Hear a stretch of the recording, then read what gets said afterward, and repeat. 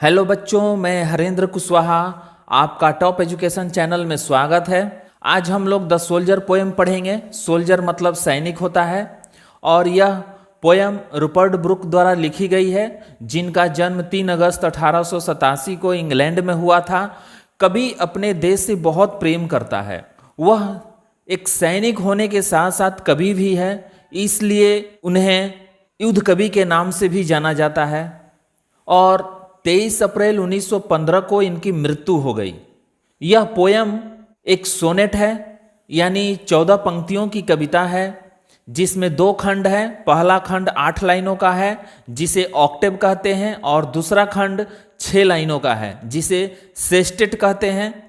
इस पोयम में कवि अपने देश के प्रति प्रेम को दिखाता है, जो अपने देश के हित में युद्ध करने के लिए विदेश जाता है और अपने देशवासियों से कहता है कि if I should die think only this of मी।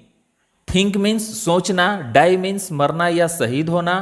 और यहाँ आई शब्द का प्रयोग कवि खुद के लिए किया है, यानी कवि कहता है कि यदि वह युद्ध करते हुए विदेश में शहीद हो जाए और उसे वहीं दफना दिया जाए, तो उसके बारे में केवल यही सोचा जाए कि that there's some corner of foreign field.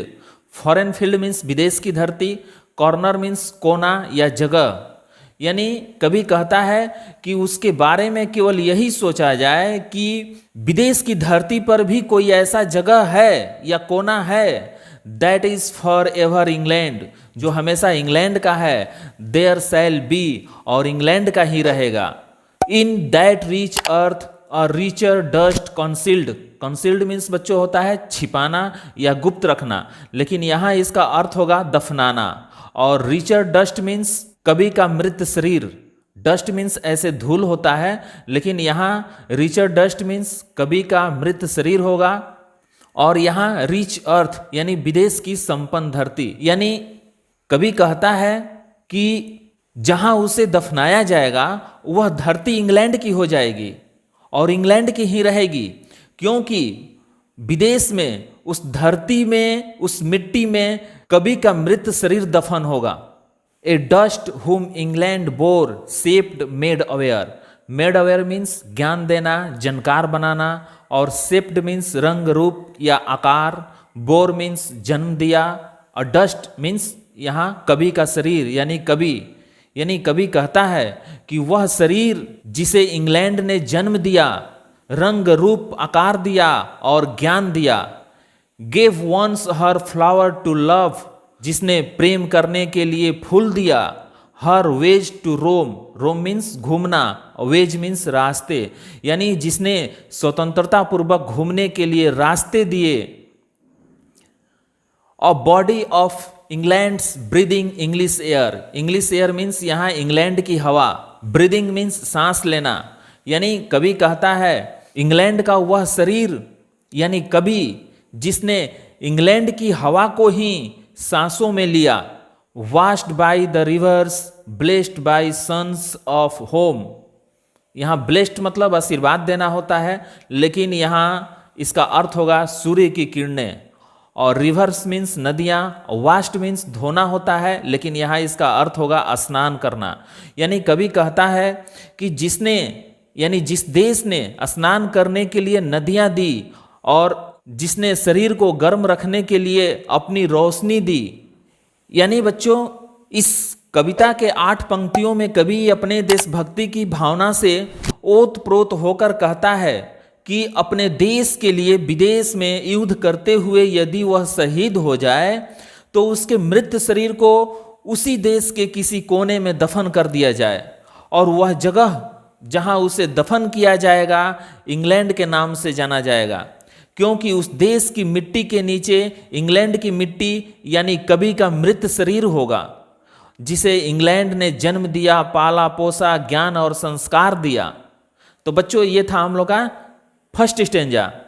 इसके बाद सेकेंड स्टेंजा है, and think this heart all evil shed away.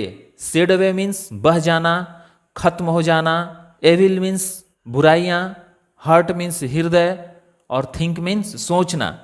यानी सेकेंड स्टेंजा के फर्स्ट लाइन में कवि सोचता है और कहता है कि यदि वह युद्ध करते हुए शहीद हो जाता है तो उसके दिल की सारी बुराइयां खत्म हो जाएंगी। A pulse in the eternal mind no less gives somewhere back the thought by England given. England given means बच्चों इंग्लैंड के द्वारा दिया गया, थॉट मीन्स विचार, समवेयर यानी कहीं होता है लेकिन यहां पर जगह होगा, नो लेस यानी कम नहीं यानी पूरा, और इटर्नल माइंड मीन्स आत्मा, और पल्स मीन्स धड़कन।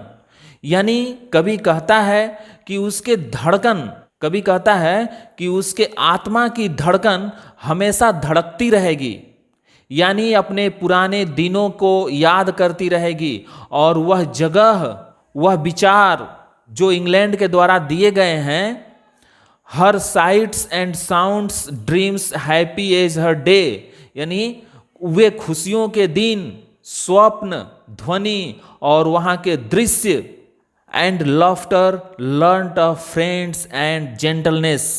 जेंटलनेस मीन्स सजनता पूर्वक, फ्रेंड्स मीन्स दोस्त, लर्नड मीन्स सीखा या जो पढ़ा, लाफ्टर मीन्स हंसी। वहाँ की हंसी और दोस्तों के साथ खेलना, पढ़ना, सजनता पूर्वक रहना, in hearts at peace under an English heaven. English heaven means England का स्वर्ग। यानी कवि कहता है इस तरह वह पुरानी बातों को, इंग्लैंड के पुरानी बातों को याद करके इंग्लैंड के स्वर्ग में, यानी कवि का शरीर जहां दफन होगा, इन सारी बातों को याद करके कवि के हृदय यानी आत्मा को शांति मिलेगी।